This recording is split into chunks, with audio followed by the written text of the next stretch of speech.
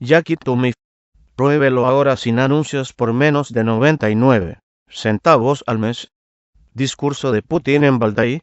Se ha citado mucho el discurso de Putin en la reunión del grupo Valdai. Muy interesante, y por tanto evitado por la prensa hispana. Aquí está la traducción de la transcripción del mismo. Estimados colegas, señoras y señores, queridos amigos. Me alegro de saludarles en esta 11ª conferencia del Club de Discusión Valdai. Ya se ha dicho aquí que este año en el club hay nuevos coorganizadores, entre ellos organizaciones no gubernamentales rusas, expertos, universidades.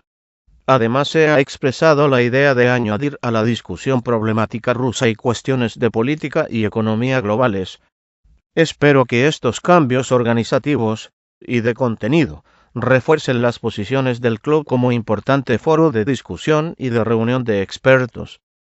Con ello espero que el así llamado espíritu de Valdai pueda mantenerse y su libertad, apertura, posibilidad de expresar las más distintas opiniones y con ello las opiniones sinceras.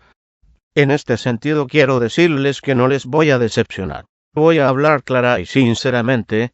Algunas cosas pueden parecer duras, pero si no habláramos directa y sinceramente de lo que realmente pensamos, no tendría sentido reunirnos en este formato.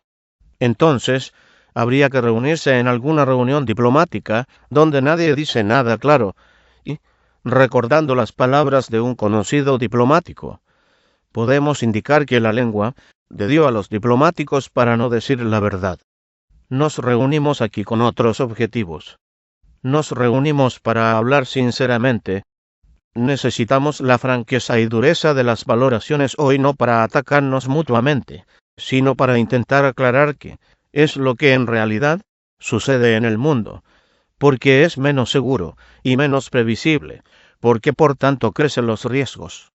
El tema del encuentro de hoy, de las discusiones que han tenido lugar, se ha denominado nuevas reglas de juego, o juego sin reglas. En mi opinión, este tema, esta formulación, describe muy exactamente la situación en que nos encontramos, la elección que tendremos que hacer todos. La tesis de que el mundo contemporáneo cambia radicalmente, por supuesto, no es nueva, y sé que ustedes han hablado de ello en el curso de esta discusión. Es cierto, es difícil no darse cuenta de las transformaciones radicales en la política global, en la economía, la vida social, en la esfera de las tecnologías sociales, de la información, de la producción. Les pido disculpas desde ahora si repito lo expresado por algunos participantes en este foro. Es difícil evitarlo, ustedes han hablado en detalle, pero voy a expresar mi punto de vista, que puede coincidir o ser distinto de lo dicho por los participantes del foro. No olvidemos, al analizar la situación actual, las lecciones de la historia, en primer lugar el cambio en el orden mundial, y sucesos de ese tipo los observamos ahora, por regla general van acompañados, si no por una guerra global, o por choques globales, por una cadena de conflictos intensivos de carácter local. En segundo lugar, la política mundial es sobre todo el liderazgo económico, las cuestiones de la guerra y la paz, de la esfera humanitaria, incluyendo los derechos humanos. En el mundo se han acumulado numerosas contradicciones, y debemos preguntarnos sinceramente unos a otros, si tenemos una red de seguridad. Por desgracia, no hay garantías de que el sistema existente de seguridad global y regional pueda alejarnos de la catástrofe. Las instituciones internacionales y regionales, de relaciones económicas, políticas y culturales, viven tiempos difíciles. Sí, muchos mecanismos de garantía del orden pacífico se crearon hace bastante tiempo, como consecuencia de la Segunda Guerra Mundial sobre todo. La solidez de este sistema se basaba no solo en el balance de fuerzas, quiero recalcar esto, y no solo en el derecho de los vencedores, sino también en que los padres fundadores de este sistema de seguridad se relacionaban respetuosamente unos con otros, no intentaban exprimirlo todo, sino que intentaban llegar a acuerdos. Lo importante es que este sistema se desarrolló y con todos sus defectos ayudó sino a solucionar, al menos a contener los problemas mundiales existentes, regular las dificultades de la competencia entre países. Estoy seguro de que este mecanismo de contenciones y balances, que durante las últimas décadas se ha desarrollado con dificultades, a veces con esfuerzos, en cualquier caso, no se deberían romper sin crear antes algo en su lugar, pues en caso contrario no habría instrumentos, salvo la fuerza bruta. Habría que llevar a cabo una reconstrucción racional, adaptar a las nuevas realidades el sistema de relaciones internacionales. Sin embargo, los Estados Unidos, que se han declarado a sí mismos vencedores de la Guerra Fría, considero que de manera presuntuosa, y han pensado que no había ninguna necesidad de ello, y en lugar del establecimiento de un nuevo balance de fuerzas que sea condición indispensable del orden y estabilidad, al contrario, han dado pasos que han llevado a una fuerte desestabilización del balance. La Guerra Fría terminó, pero no lo hizo con una declaración de paz mediante acuerdos comprensibles y transparentes de observación de las normas y estándares existentes, o de creación de unos nuevos. Parecía que los así llamados vencedores en la Guerra Fría decidieron explotar la situación, tomar todo el mundo exclusivamente para ellos, para sus intereses. Y si el sistema existente de relaciones internacionales y de derecho internacional, el sistema de contenciones y contrapesos molestaba para lograr estos objetivos, entonces declaraban su invalidez y necesidad de desmontarlo. Así se comportan, discúlpenme, los nuevos ricos que de repente obtienen una gran riqueza, en este caso en forma de dominación mundial, liderazgo mundial. Y en lugar de, con esta riqueza, comportarse educadamente y con cuidado, incluso claro está, en su propio beneficio, considero que han hecho muchas cosas mal. Ha comenzado un periodo de diferentes interpretaciones y silencios en la política mundial. Bajo presión del nihilismo legal, paso tras paso ha retrocedido el derecho internacional. La objetividad y justicia han sido víctimas de la conveniencia política. Las normas jurídicas han sido sustituidas por interpretaciones arbitrarias y valoraciones parciales. Además, el control total de los medios de comunicación ha permitido hacer pasar lo blanco por negro y lo negro por blanco. En las condiciones de dominio de un país y sus aliados, o por decirlo de otra manera, sus satélites, la búsqueda de soluciones globales se ha convertido parcialmente en el intento de hacer pasar por universales recetas propias. Las ambiciones de este grupo han crecido tanto que las políticas que ellos acuerdan las presentan como la opinión de toda la comunidad internacional. Pero eso no es así. El propio concepto de soberanía nacional, para la mayoría de los países se ha convertido en algo relativo. En esencia, se propuso la fórmula: cuanto mayor sea la lealtad a un solo centro de influencia en el mundo, mayor es la legitimidad de este o aquel régimen de gobierno. Luego tendremos ustedes y yo una discusión libre, y con mucho gusto contestaré a las preguntas, y les permitiré que ejerzan el derecho a hacer preguntas. Pero en el curso de esta discusión, prueben a negar la tesis que acabo de formular. Las medidas contra los que no acatan esto son bien conocidas y probadas muchas veces. Acciones de fuerza, presión económica y propagandística, injerencia en asuntos internos, apelación a cierta legitimidad supralegal, cuando hay que justificar una solución no legal a los conflictos, el derribo de regímenes incómodos. En los últimos tiempos hemos sido testigos de que contra determinados líderes se ha ejercido un chantaje abierto. No en vano el llamado Gran Hermano gasta miles de millones de dólares en vigilar a todo el mundo, incluidos sus aliados más cercanos. Hagámonos la pregunta de hasta qué punto vivimos confortablemente y seguros en un mundo así, hasta qué punto es justo y racional. Puede ser que no tengamos motivos para preocuparnos, discutir, formular preguntas incómodas, cerrar interrogación. Puede ser que la exclusividad de los Estados Unidos, tal y como ellos ejercen su liderazgo, sea realmente beneficioso para todos, y la continua injerencia en los asuntos del mundo lleve tranquilidad beneficio, progreso, florecimiento, democracia, y simplemente haya que relajarse y gozar. Me permito responder que no. No es así. El dictado unilateral y la imposición de los propios modelos produce el efecto contrario. En vez de solucionar los conflictos, estos aumentan. En vez de estados soberanos y firmes, un creciente caos. En vez de democracia, el apoyo de un público dudoso. Desde abiertamente neonazis hasta radicales islámicos. Interrogación ¿y por qué? ¿Les apoyan? Porque los utilizan en alguna etapa como instrumento para lograr sus fines, después se queman y echan hacia atrás.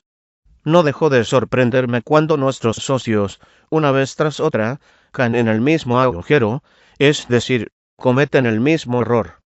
En su tiempo financiaron movimientos islamistas extremistas para luchar contra la Unión Soviética, que obtuvieron experiencia en Afganistán. De allí salieron los talibanes y Al-Qaeda. Occidente, si no les apoyó, cerró los ojos, y yo diría que apoyaron informativamente, políticamente y financieramente el ataque de los terroristas internacionales a Rusia. No hemos olvidado esto, y a los países de Asia Central. Solo tras los terribles ataques cometidos en los propios Estados Unidos, comprendieron la amenaza general del terrorismo. Recuerdo que entonces fuimos los primeros en apoyar al pueblo de los Estados Unidos de América. Reaccionamos como amigos y socios en esta terrible tragedia del 11 de septiembre. Durante mis conversaciones con líderes europeos y de los Estados Unidos, siempre hablo de la necesidad de una lucha conjunta con el terrorismo como tarea global. En esta tarea no podemos rendirnos, no podemos dividirla usando dobles estándares. Estuvieron de acuerdo con nosotros, pero pasó algo de tiempo y todo volvió a ser como antes. Se desarrolló la injerencia en Irak y en Libia. Este país, por cierto, se colocó al borde de la disolución porque se puso en esa situación. Ahora está al borde de la disolución, se ha convertido en un polígono de entrenamiento de terroristas. Solo la voluntad e inteligencia de la actual dirección egipcia ha permitido salir del caos y el extremismo en este país árabe clave. En Siria, como en otros tiempos, los Estados Unidos y sus aliados han comenzado directamente a financiar y armar a los guerrilleros y permitiendo completar sus filas con mercenarios de distintos países. Permítanme preguntar de dónde viene el dinero, las armas y los especialistas militares. ¿De dónde viene todo esto? Porque el ISIL se ha convertido en un poderoso grupo armado. En lo referente a la financiación, hoy no proviene solo de los ingresos por drogas, cuya producción, por cierto, durante el periodo de estancia de las fuerzas internacionales en Afganistán, ha aumentado muchísimo, y no solo un pequeño porcentaje. Ustedes lo saben, la financiación proviene de la venta de petróleo, su extracción en territorios controlados por los terroristas. Lo venden a precios tirados, lo extraen y transportan. Alguien se lo compra, este petróleo, lo revende, gana dinero con ello sin pensar en que está financiando a los terroristas que tarde o temprano vendrán a su territorio y sembrarán la muerte en su país. ¿De dónde vienen los nuevos reclutas? En el mismo Irak, como resultado del derrocamiento de Saddam Hussein, se destruyeron las instituciones estatales, incluido el ejército. Entonces dijimos, tened cuidado de a dónde expulsáis a toda esta gente. A la calle. ¿Qué van a hacer? No olvidéis que, justo o injusto, estaban al mando de una potencia regional relativamente grande. ¿En qué la han convertido? ¿Qué sucedió? Decenas de miles de soldados y oficiales, antiguos activistas del partido Baas, arrojados a la calle, completan ahora las filas de los guerrilleros. Puede ser que ahí esté la clave de la capacidad del ISIS. Actúan de una manera muy efectiva, desde el punto de vista militar, son gente muy profesional. Rusia ha manifestado claramente su preocupación por el peligro de acciones armadas unilaterales, las injerencias en los asuntos de estados soberanos, el juego con extremistas y radicales. Hemos insistido en la inclusión de los grupos que luchan contra el gobierno central sirio, incluido el ISIS, en la lista de organizaciones terroristas. ¿Cuál ha sido el resultado? Ninguno. A veces tenemos la impresión de que nuestros colegas y amigos luchan constantemente con los resultados de su propia política, dedican sus esfuerzos a luchar contra los riesgos que ellos mismos han creado, pagan por ello un precio cada vez mayor. Estimados colegas, este periodo de dominación unipolar ha demostrado claramente que el dominio de un solo centro de fuerza no lleva al aumento de la manejabilidad de los procesos globales. Al contrario, esta endeble construcción ha mostrado su incapacidad para luchar contra amenazas tales como los conflictos regionales, el terrorismo, el narcotráfico, el fanatismo religioso, el chauvinismo y el neonazismo. Al mismo tiempo, ha dejado el paso libre a la aparición de la soberbia nacional, manipulando la opinión pública, con una fuerte presión de la voluntad del débil por la voluntad del fuerte. Fundamentalmente, el mundo unipolar es una apología de la dictadura sobre la gente y sobre los países. Por cierto, el mundo unipolar no es cómodo, llevadero y es de difícil control incluso para el autoproclamado líder. Se han hecho comentarios sobre ello y yo estoy totalmente de acuerdo. De ahí vienen los actuales intentos ya en una nueva etapa histórica de crear algo parecido a un mundo cuasi bipolar, a un sistema cuasi bipolar, como modelo cómodo de perpetuación del liderazgo americano, y no en vano la propaganda americana presenta el lugar del centro del mal, el lugar de la URSS como principal oponente, es Irán, como país que intenta tener tecnología nuclear, China como primera economía del mundo, o Rusia como superpotencia nuclear. Ahora vemos de nuevo intentos de romper el mundo, de crear nuevas líneas de división, establecer coaliciones no por el principio de a favor de sino de contra quien sea, formar de nuevo una imagen de enemigo, como se hizo durante la Guerra Fría, y conseguir el derecho al liderazgo, o si lo prefieren, el derecho al dictado. Así es como se trataba la situación durante la época de la Guerra Fría, todos lo sabemos y entendemos. A los aliados de los Estados Unidos se les decía siempre: tenemos un enemigo común, es terrible, es el centro del mal.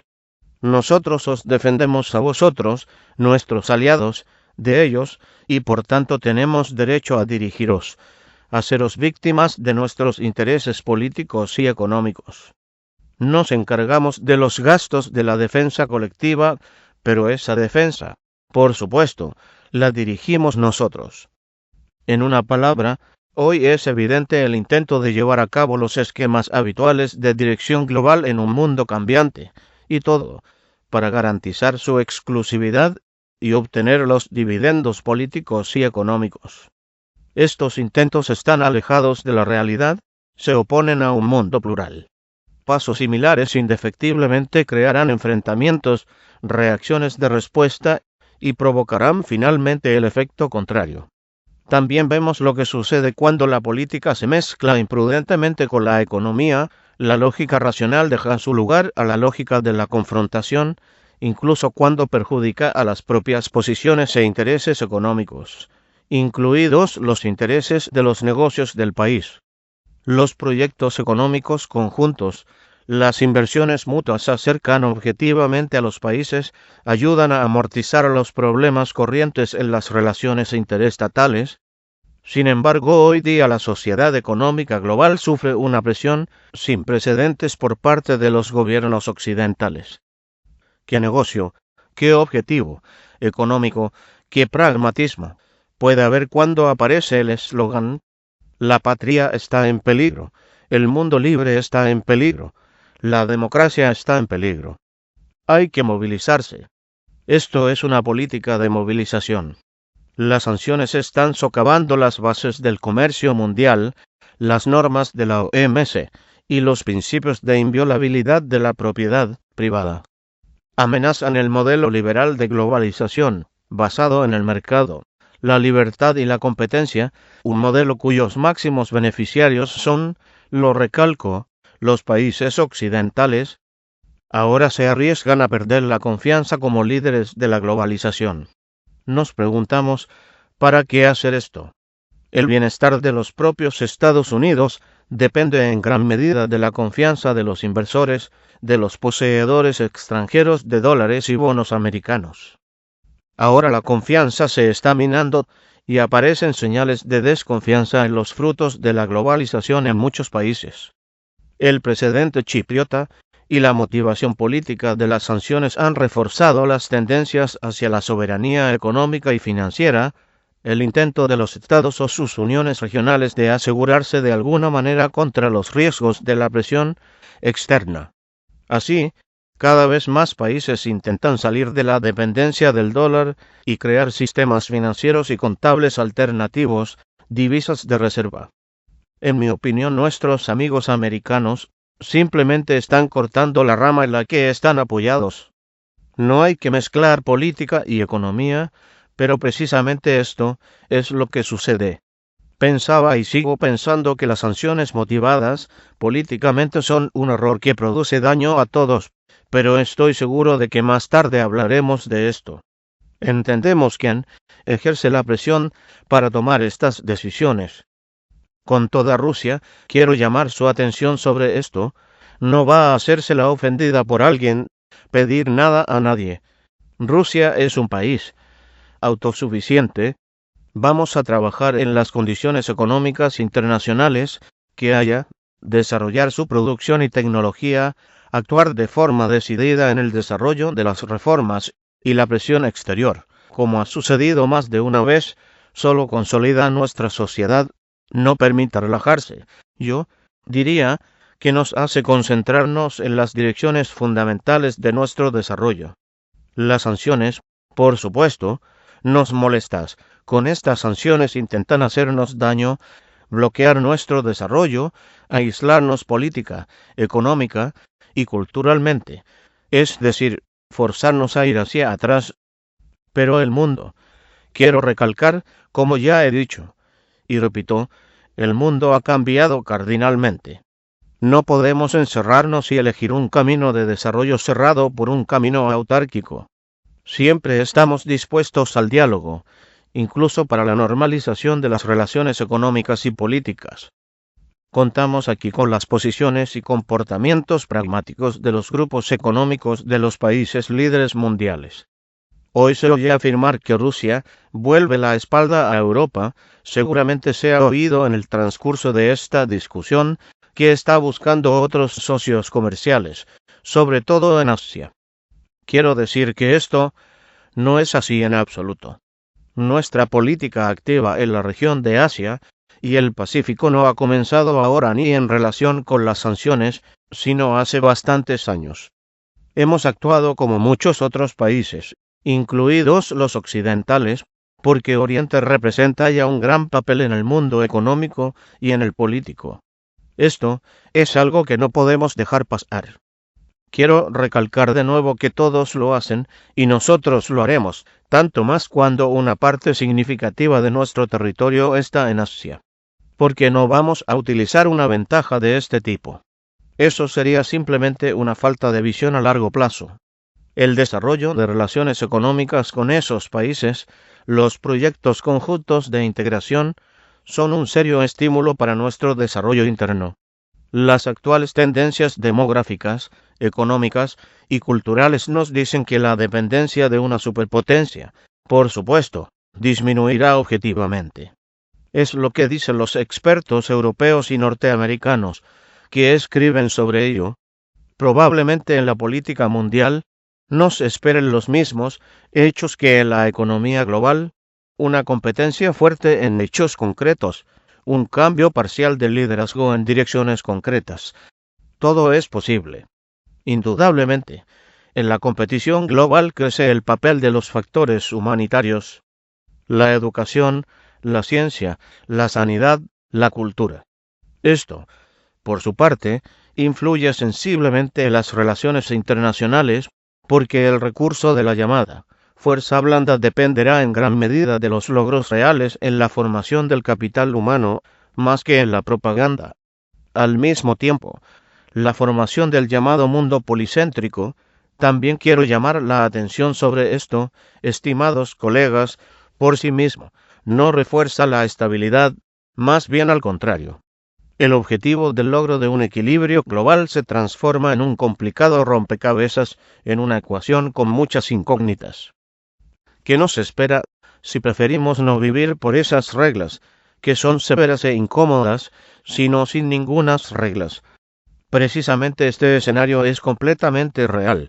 No lo podemos excluir al ver las tensiones de la situación mundial. Se pueden hacer muchos pronósticos al ver las tendencias actuales y por desgracia no son optimistas. Si no creamos un sistema claro de obligaciones mutuas y de acuerdos, no crearemos un mecanismo de solución de las situaciones de crisis, y las señales de anarquía mundial aumentarán inevitablemente. Ya hoy en día, vemos un crecimiento de las posibilidades de una serie de fuertes conflictos con participación directa o indirecta de las grandes potencias.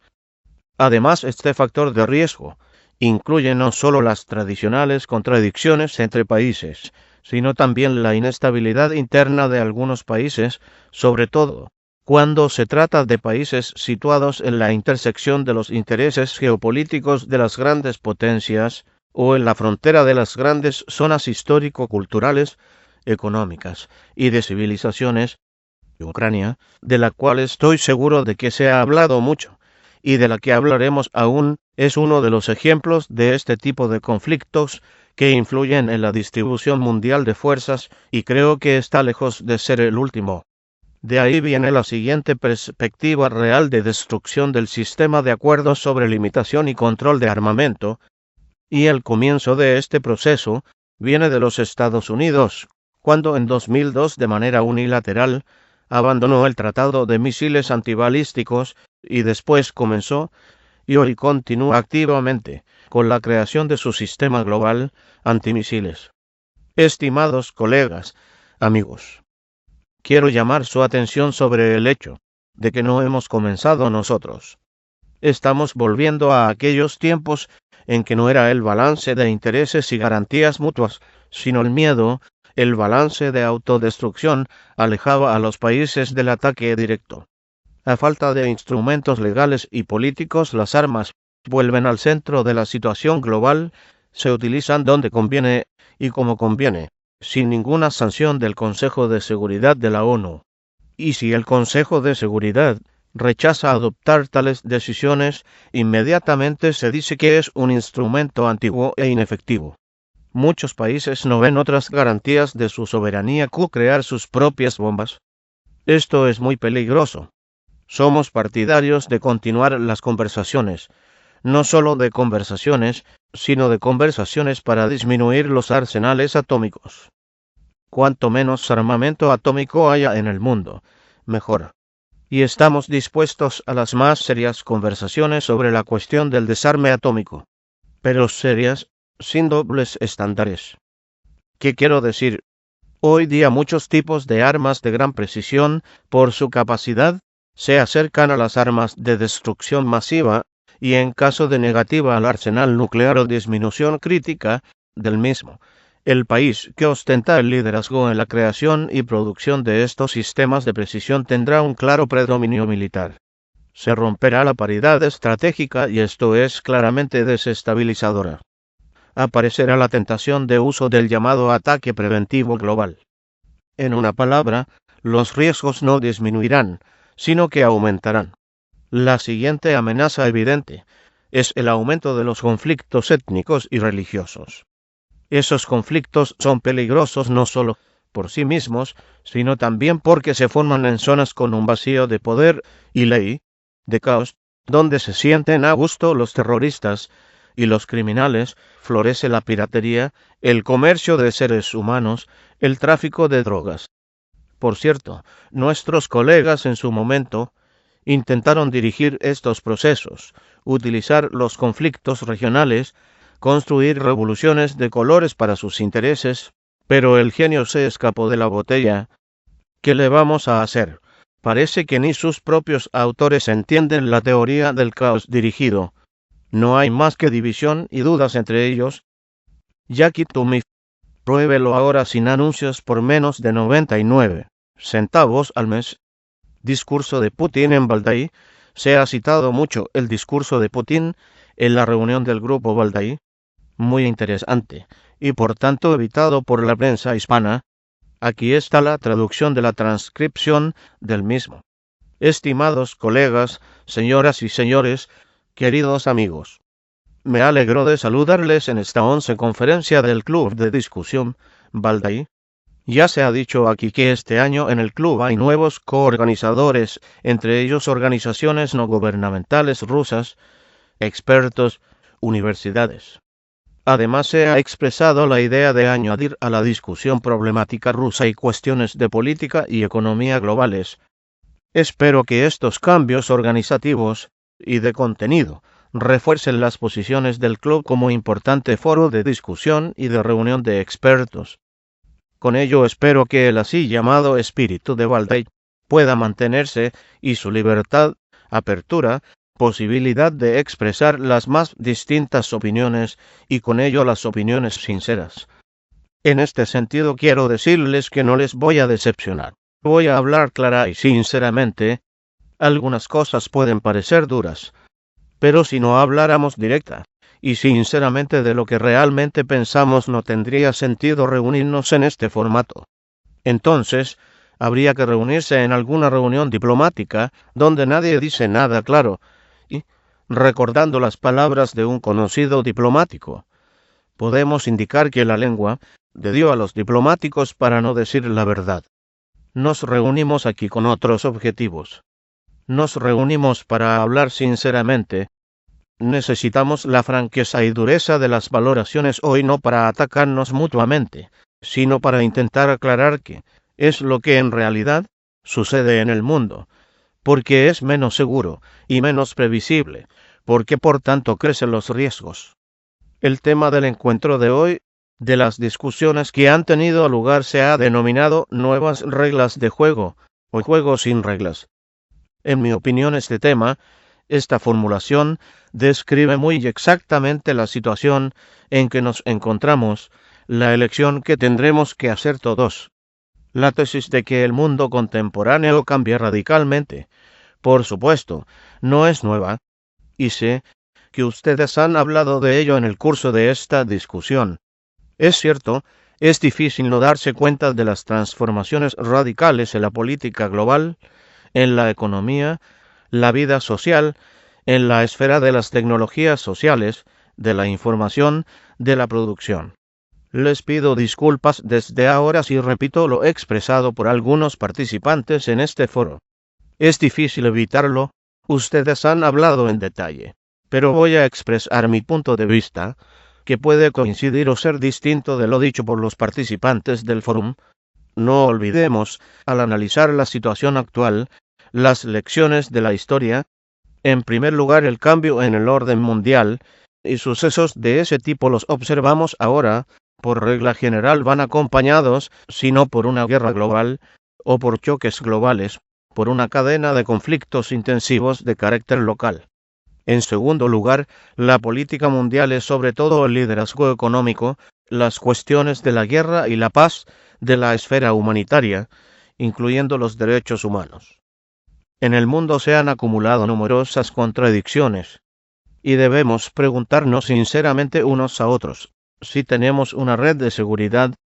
Por desgracia, no hay garantías de que el sistema existente de seguridad global y regional pueda alejarnos de la catástrofe.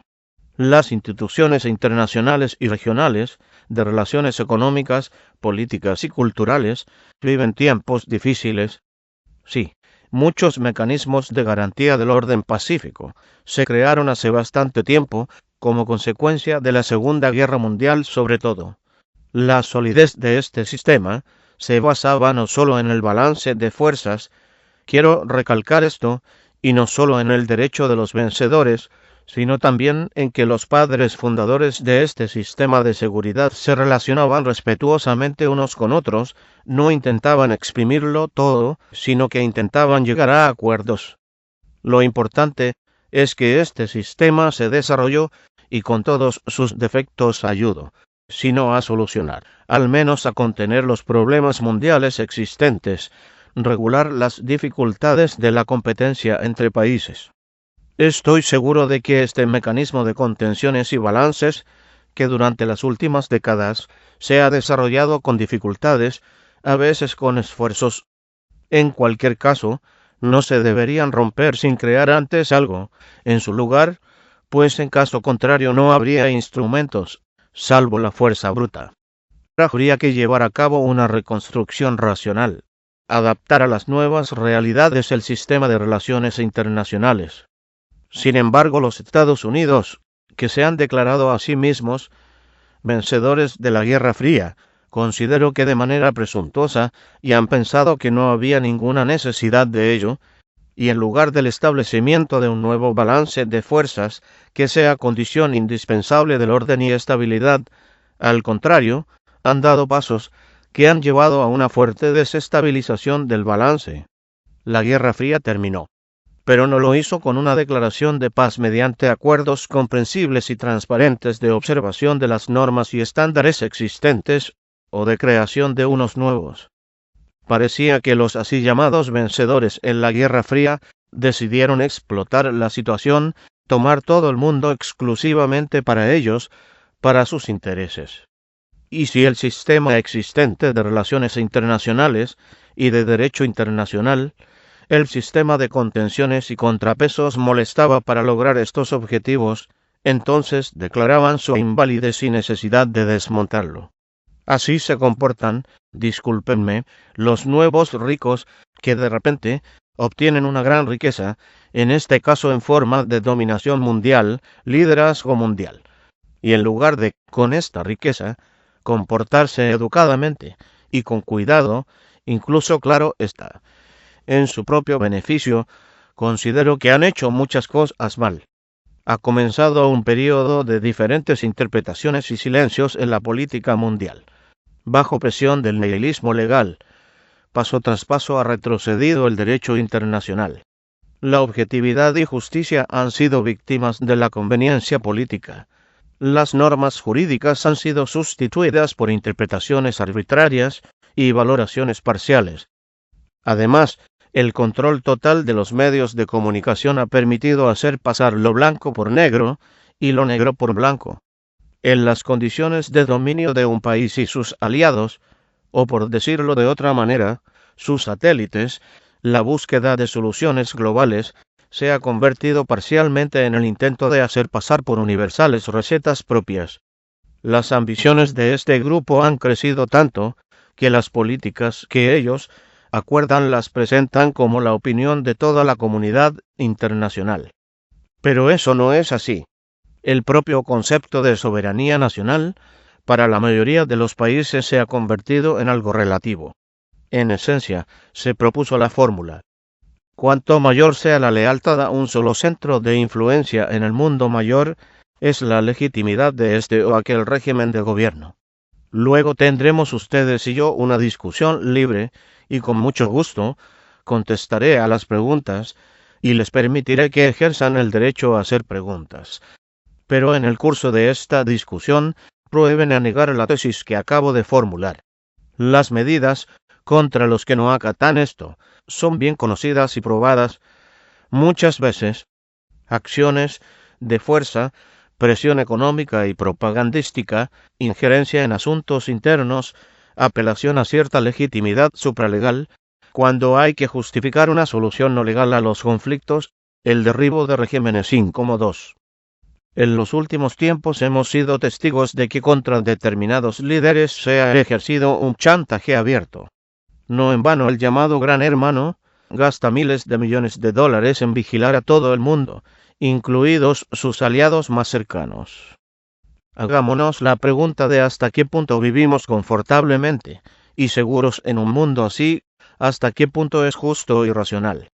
Puede ser que no tengamos motivos para preocuparnos, discutir, formular preguntas incómodas, cerrar interrogación. Puede ser que la exclusividad de los Estados Unidos, tal y como ellos ejercen su liderazgo, sea realmente beneficioso para todos, y la continua injerencia en los asuntos del mundo lleve tranquilidad, beneficio, progreso, florecimiento, democracia, y simplemente haya que relajarse y gozar.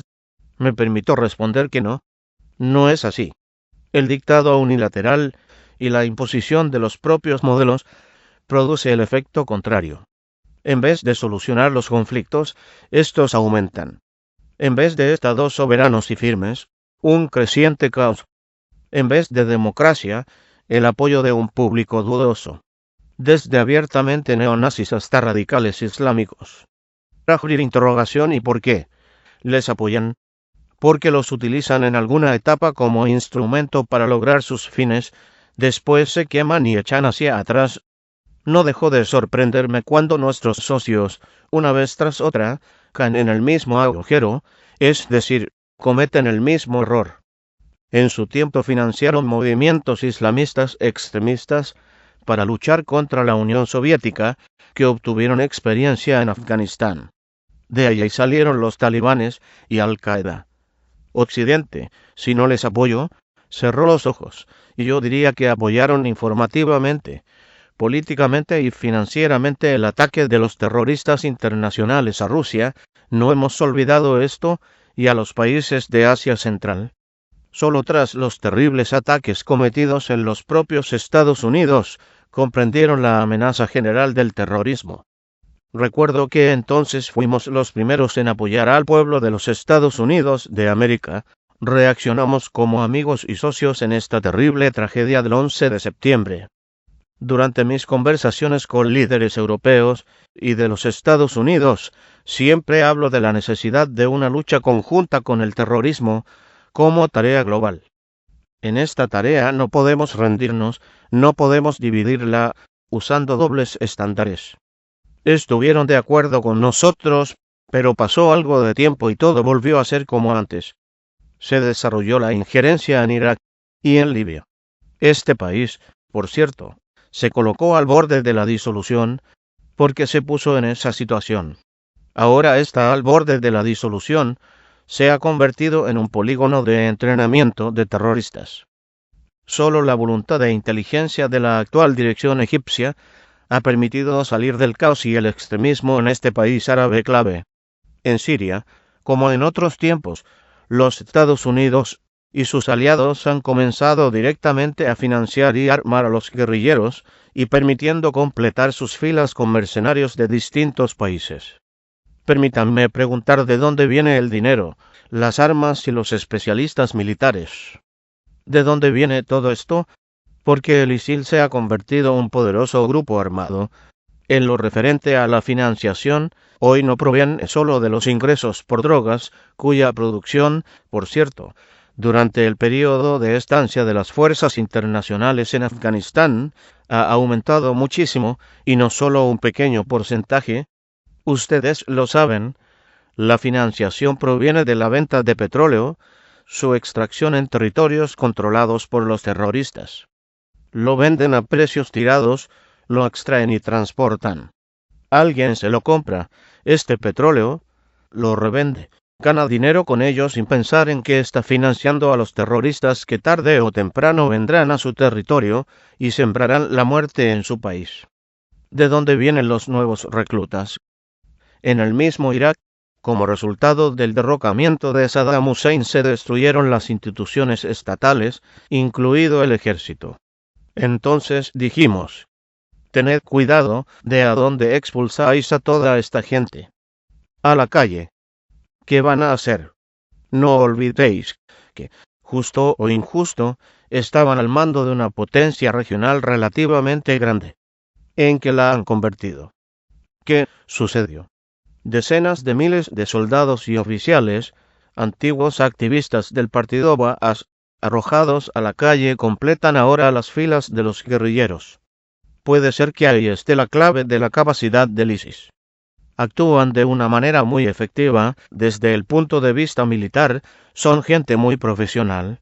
Rusia ha manifestado claramente su preocupación por el peligro de acciones armadas unilaterales, las injerencias en los asuntos de estados soberanos, el juego con extremistas y radicales. Hemos insistido en la inclusión de los grupos que luchan contra el gobierno central sirio, incluido el ISIS, en la lista de organizaciones terroristas. ¿Cuál ha sido el resultado? Ninguno. A veces tenemos la impresión de que nuestros colegas y amigos luchan constantemente con los resultados de su propia política, dedican sus esfuerzos a luchar contra los riesgos que ellos mismos han creado, pagan por ello un precio cada vez mayor.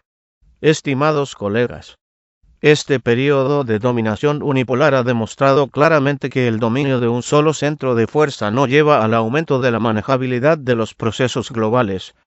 Al contrario, esta endeble construcción ha mostrado su incapacidad para luchar contra amenazas tales como los conflictos regionales, el terrorismo, el narcotráfico, el fanatismo religioso, el chauvinismo y el neonazismo.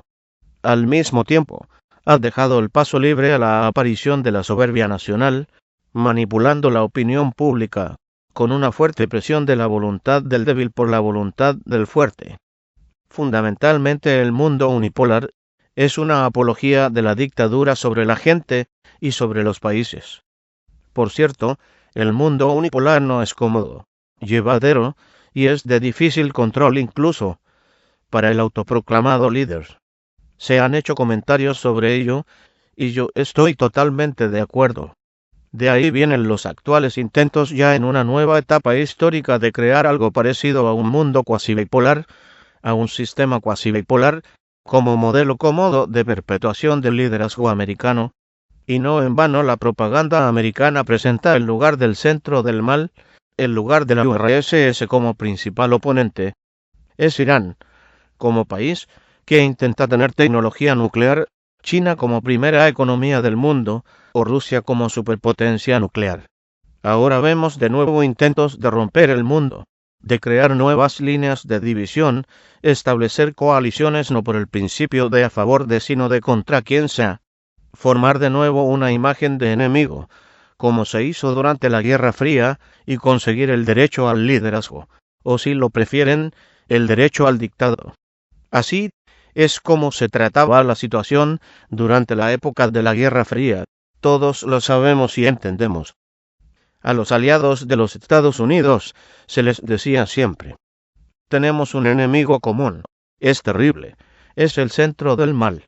Nosotros os defendemos a vosotros, nuestros aliados, de ellos, y por tanto tenemos derecho a dirigiros, a seros víctimas de nuestros intereses políticos y económicos. Nos encargamos de los gastos de la defensa colectiva, pero esa defensa, por supuesto, la dirigimos nosotros. En una palabra, hoy es evidente el intento de llevar a cabo los esquemas habituales de dirección global en un mundo cambiante, y todo, para garantizar su exclusividad y obtener los dividendos políticos y económicos. Estos intentos están alejados de la realidad, se oponen a un mundo plural. Pasos similares indefectiblemente crearán enfrentamientos, reacciones de respuesta y provocarán finalmente el efecto contrario. También vemos lo que sucede cuando la política se mezcla imprudentemente con la economía. La lógica racional deja su lugar a la lógica de la confrontación, incluso cuando perjudica a las propias posiciones e intereses económicos, incluidos los intereses de los negocios del país. Los proyectos económicos conjuntos, las inversiones mutuas acercan objetivamente a los países, ayudan a amortizar los problemas corrientes en las relaciones interestatales. Sin embargo, hoy día la sociedad económica global sufre una presión sin precedentes por parte de los gobiernos occidentales. ¿Qué negocio, qué objetivo económico, qué pragmatismo puede haber cuando aparece el eslogan: la patria está en peligro, el mundo libre está en peligro, la democracia está en peligro? Hay que movilizarse. Esto es una política de movilización. Las sanciones están socavando las bases del comercio mundial, las normas de la OMS y los principios de inviolabilidad de la propiedad privada. Amenazan el modelo liberal de globalización, basado en el mercado, la libertad y la competencia, un modelo cuyos máximos beneficiarios son, lo recalco, los países occidentales. Ahora se arriesgan a perder la confianza como líderes de la globalización. Nos preguntamos, ¿para qué hacer esto? El bienestar de los propios Estados Unidos depende en gran medida de la confianza de los inversores, de los poseedores extranjeros de dólares y bonos americanos. Ahora la confianza se está minando y aparecen señales de desconfianza en los frutos de la globalización en muchos países. El precedente chipriota y la motivación política de las sanciones han reforzado las tendencias hacia la soberanía económica y financiera, el intento de los estados o sus uniones regionales de asegurarse de alguna manera contra los riesgos de la presión externa. Así, cada vez más países intentan salir de la dependencia del dólar y crear sistemas financieros y contables alternativos, divisas de reserva. En mi opinión, nuestros amigos americanos simplemente están cortando la rama en la que están apoyados. No hay que mezclar política y economía, pero precisamente esto es lo que sucede. Pensaba y sigo pensando que las sanciones motivadas políticamente son un error que produce daño a todos, pero estoy seguro de que más tarde hablaremos de esto. Entendemos quién ejerce la presión para tomar estas decisiones. Con toda Rusia, quiero llamar su atención sobre esto. No va a hacerse la ofendida por alguien, pedir nada a nadie. Rusia es un país autosuficiente. Vamos a trabajar en las condiciones económicas internacionales que haya, desarrollar su producción y tecnología, actuar de forma decidida en el desarrollo de las reformas y la presión exterior. Como ha sucedido más de una vez, solo consolida nuestra sociedad, no permite relajarse. Yo diría que nos hace concentrarnos en las direcciones fundamentales de nuestro desarrollo. Las sanciones, por supuesto, nos molestan. Con estas sanciones intentan hacernos daño, bloquear nuestro desarrollo, aislarnos política, económica y culturalmente, es decir, forzarnos a ir hacia atrás. Pero el mundo, quiero recalcar, como ya he dicho, y repito, el mundo ha cambiado cardinalmente. No podemos encerrarnos y elegir un camino de desarrollo cerrado por un camino autárquico. Siempre estamos dispuestos al diálogo, incluso para la normalización de las relaciones económicas y políticas. Contamos aquí con las posiciones y comportamientos pragmáticos de los grupos económicos de los países líderes mundiales. Hoy se oye afirmar que Rusia vuelve la espalda a Europa. Seguramente se ha oído en el transcurso de esta discusión que está buscando otros socios comerciales, sobre todo en Asia. Quiero decir que esto no es así en absoluto. Nuestra política activa en la región de Asia y el Pacífico no ha comenzado ahora ni en relación con las sanciones, sino hace bastantes años. Hemos actuado como muchos otros países, incluidos los occidentales, porque Oriente representa ya un gran papel en el mundo económico y en el político. Esto es algo que no podemos dejar pasar. Quiero recalcar de nuevo que todos lo hacen y nosotros lo haremos, tanto más cuando una parte significativa de nuestro territorio está en Asia. Porque no vamos a utilizar una ventaja de este tipo. Eso sería simplemente una falta de visión a largo plazo. El desarrollo de relaciones económicas con esos países, los proyectos conjuntos de integración, son un serio estímulo para nuestro desarrollo interno. Las actuales tendencias demográficas, económicas y culturales nos dicen que la dependencia de una superpotencia, por supuesto, disminuirá objetivamente. Es lo que dicen los expertos europeos y norteamericanos, que escriben sobre ello. Probablemente en la política mundial nos esperen los mismos hechos que en la economía global, una competencia fuerte en hechos concretos, un cambio parcial de liderazgo en direcciones concretas. Todo es posible. Indudablemente, en la competición global crece el papel de los factores humanitarios, la educación, la ciencia, la sanidad, la cultura. Esto, por su parte, influye sensiblemente en las relaciones internacionales porque el recurso de la llamada fuerza blanda dependerá en gran medida de los logros reales en la formación del capital humano más que en la propaganda. Al mismo tiempo, la formación del llamado mundo policéntrico, también quiero llamar la atención sobre esto, estimados colegas, por sí mismo, no refuerza la estabilidad, más bien al contrario. El objetivo del logro de un equilibrio global se transforma en un complicado rompecabezas, en una ecuación con muchas incógnitas. ¿Qué nos espera si preferimos no vivir por esas reglas, que son severas e incómodas, sino sin ningunas reglas? Precisamente este escenario es completamente real. No lo podemos excluir al ver las tensiones de la situación mundial. Se pueden hacer muchos pronósticos al ver las tendencias actuales y por desgracia no son optimistas. Si no creamos un sistema claro de obligaciones mutuas y de acuerdos, no crearemos un mecanismo de solución de las situaciones de crisis, y las señales de anarquía mundial aumentarán inevitablemente. Ya hoy en día, vemos un crecimiento de las posibilidades de una serie de fuertes conflictos con participación directa o indirecta de las grandes potencias. Además, este factor de riesgo incluye no solo las tradicionales contradicciones entre países, sino también la inestabilidad interna de algunos países, sobre todo cuando se trata de países situados en la intersección de los intereses geopolíticos de las grandes potencias, o en la frontera de las grandes zonas histórico-culturales, económicas y de civilizaciones. Ucrania, de la cual estoy seguro de que se ha hablado mucho, y de la que hablaremos aún, es uno de los ejemplos de este tipo de conflictos que influyen en la distribución mundial de fuerzas, y creo que está lejos de ser el último.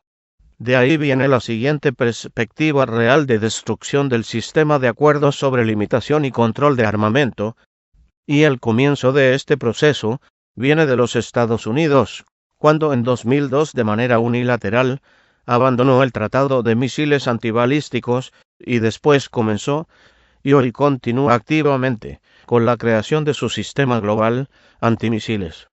Estimados colegas, amigos, quiero llamar su atención sobre el hecho de que no hemos comenzado nosotros. Estamos volviendo a aquellos tiempos en que no era el balance de intereses y garantías mutuas, sino el miedo. El balance de autodestrucción alejaba a los países del ataque directo. A falta de instrumentos legales y políticos, las armas vuelven al centro de la situación global, se utilizan donde conviene y como conviene, sin ninguna sanción del Consejo de Seguridad de la ONU.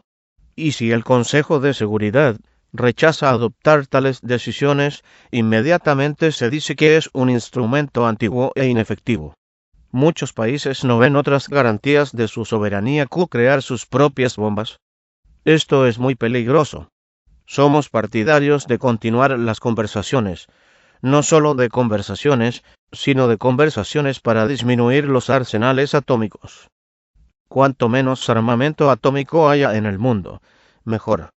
Y estamos dispuestos a las más serias conversaciones sobre la cuestión del desarme atómico. Pero serias, sin dobles estándares. ¿Qué quiero decir? Hoy día muchos tipos de armas de gran precisión, por su capacidad, se acercan a las armas de destrucción masiva, y en caso de negativa al arsenal nuclear o disminución crítica del mismo, el país que ostenta el liderazgo en la creación y producción de estos sistemas de precisión tendrá un claro predominio militar.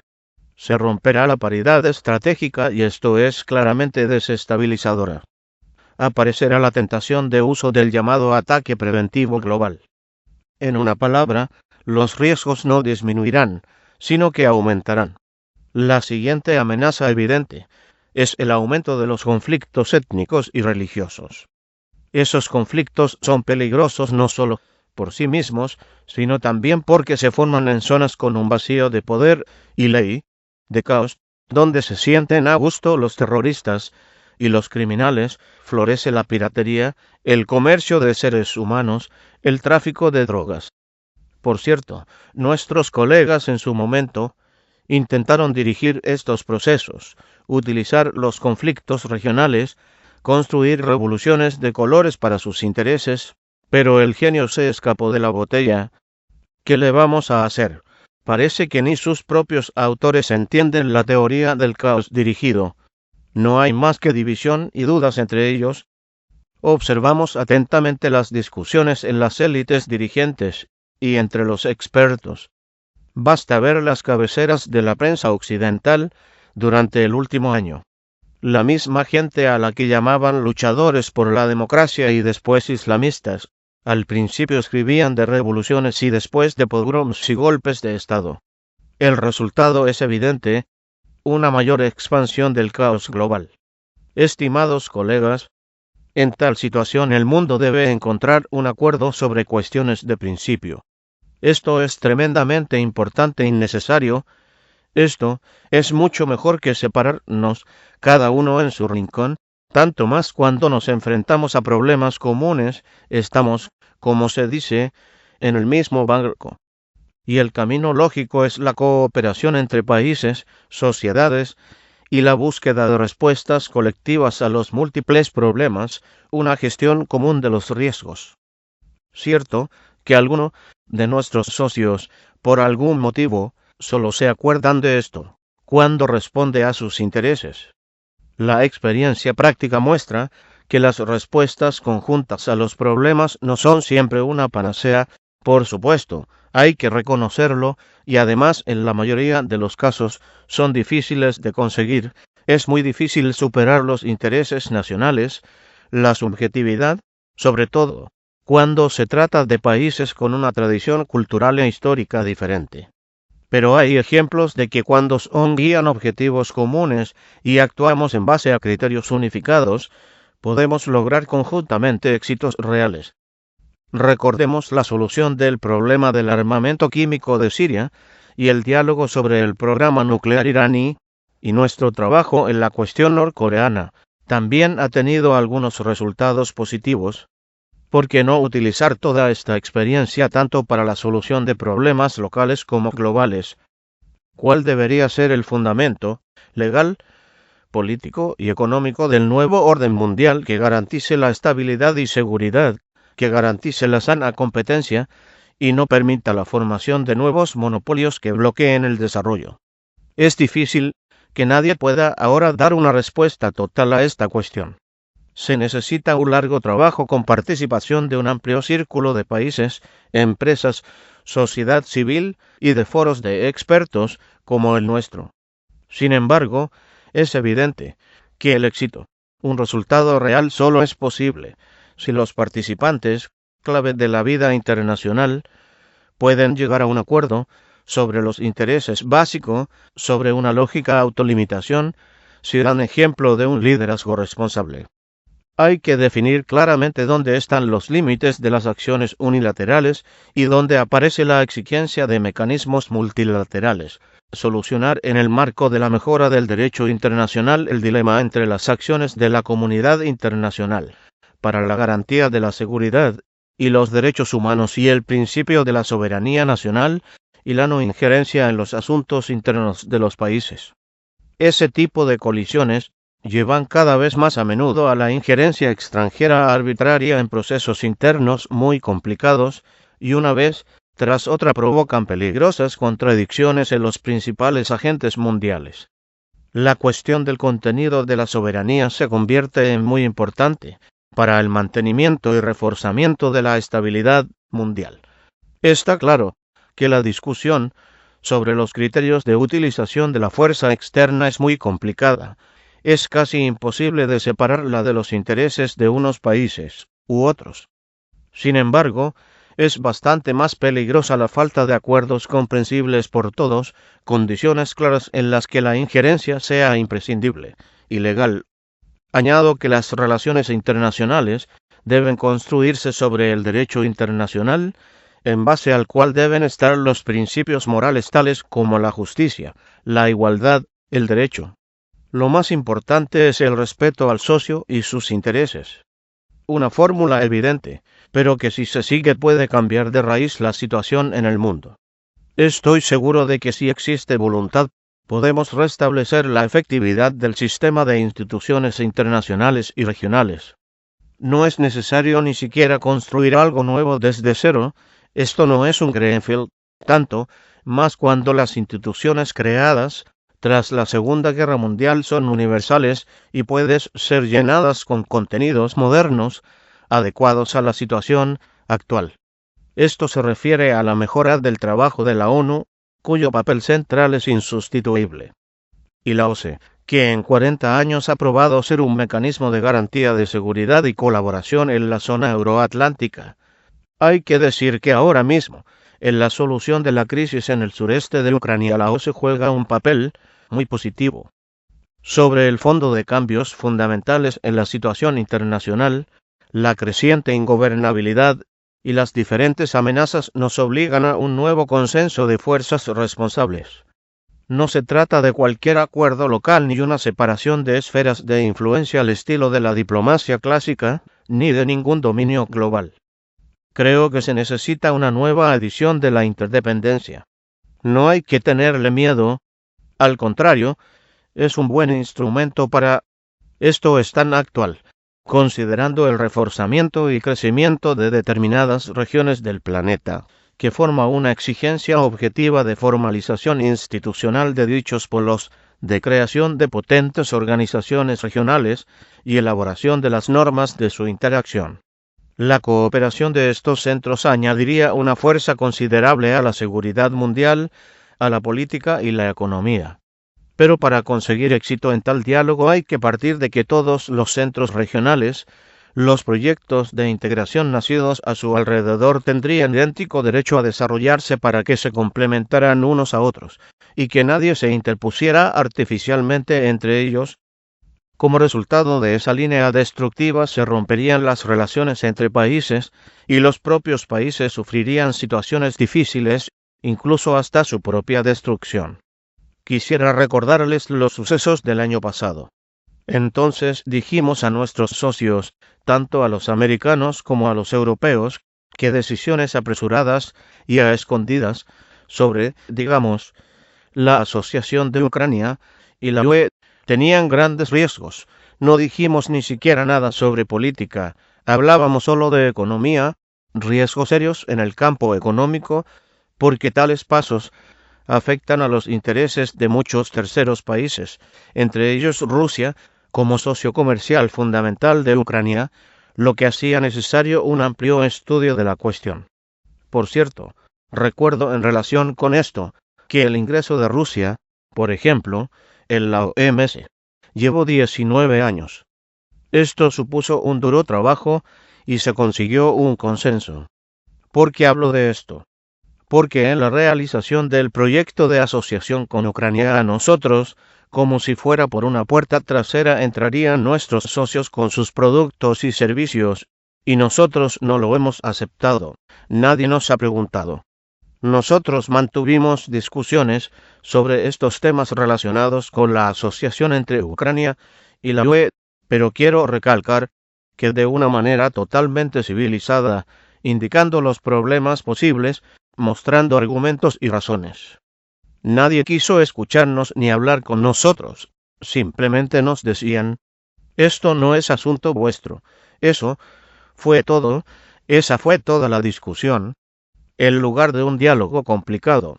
Pero, recalco, civilizado, las cosas llegaron hasta un golpe de Estado, llevaron al país al caos y destruyeron la economía, la protección social, provocaron una guerra civil con muchísimas víctimas. ¿Para qué? Cuando pregunto a mis colegas para qué, no hay respuesta. Nadie responde nada. Es así. Todos gesticulan con las manos. Es lo que ha sucedido. No habría que haber animado a tales acciones. No habría funcionado. Ya lo dije, el anterior presidente de Ucrania, Yanukovych, firmó todo, aceptó todo. ¿Para qué hubo que hacer esto? ¿Qué sentido tuvo? ¿Es esto una forma civilizada de resolver las cuestiones? Parece que aquellos que organizan más y más revoluciones de colores se consideran unos artistas geniales y no pueden parar. Estoy seguro de que el trabajo de asociaciones de integración, estructuras de influencia regional, deberán construirse sobre una base clara y comprensible. Un buen ejemplo de dicha apertura es el proceso de formación de la Unión Económica Euroasiática. Los países miembros de este proyecto informaron previamente a sus socios de sus intenciones, de los parámetros de nuestra unión, de los principios de su funcionamiento, que estaban totalmente de acuerdo con las normas de la Organización Mundial de Comercio. Añado que también dimos la bienvenida al comienzo del diálogo entre las uniones europea y euroasiática. Por cierto, en esto, también nos han rechazado casi siempre. Tampoco se entiende por qué, qué hay de malo en ello. Y calor está en este trabajo conjunto. Consideramos que es necesario el diálogo. Te he hablado de ello muchas veces, y he oído a muchos de nuestros socios occidentales aceptar la necesidad de la formación de un espacio único económico, de colaboración humanitaria que se extienda desde el Atlántico al Pacífico. Estimados colegas, Rusia ha realizado su elección. Nuestras prioridades son las de un perfeccionamiento de las instituciones democráticas y de economía abierta, un desarrollo interno acelerado con todas las tendencias positivas actuales en el mundo y la consolidación de la sociedad en base a los valores tradicionales y el patriotismo. Tenemos una hoja de ruta pacífica, positiva, de integración.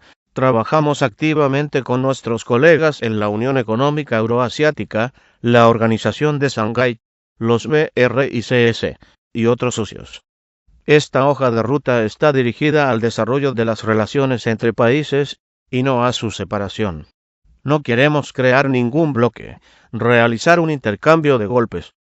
No tienen ninguna base quienes aseguran que Rusia intenta restablecer un imperio que ataca la soberanía de sus vecinos. Rusia no reclama ningún lugar exclusivo en el mundo, quiero recalcarlo, respetando los intereses de otros. Simplemente queremos que se tengan en cuenta nuestros intereses y se respete nuestra posición. Comprenden bien que el mundo ha entrado en una época de cambios y transformaciones profundas, cuando todos necesitan tener cuidado y huir de dar pasos sin reflexionar. Años después de la Guerra Fría, los participantes en la política mundial han perdido un poco sus cualidades. Ahora hay que acordarse de ellos. En caso contrario, las esperanzas de un desarrollo pacífico y estable son una peligrosa ilusión, y las actuales conmociones un preludio de la destrucción del orden mundial. Sí, por supuesto que ya les he hablado de esto. La construcción de un sistema más firme de orden mundial es una tarea complicada. Se trata de un trabajo largo y difícil. Pudimos crear unas reglas de interacción tras la Segunda Guerra Mundial. Pudimos llegar a acuerdos en los años 70 en Helsinki. Nuestra obligación común es encontrar una solución a esta tarea fundamental en esta nueva etapa de desarrollo. Muchas gracias por su atención. Jackie Tumi. Disfrútalo ahora sin anuncios por menos de 98 centavos al mes.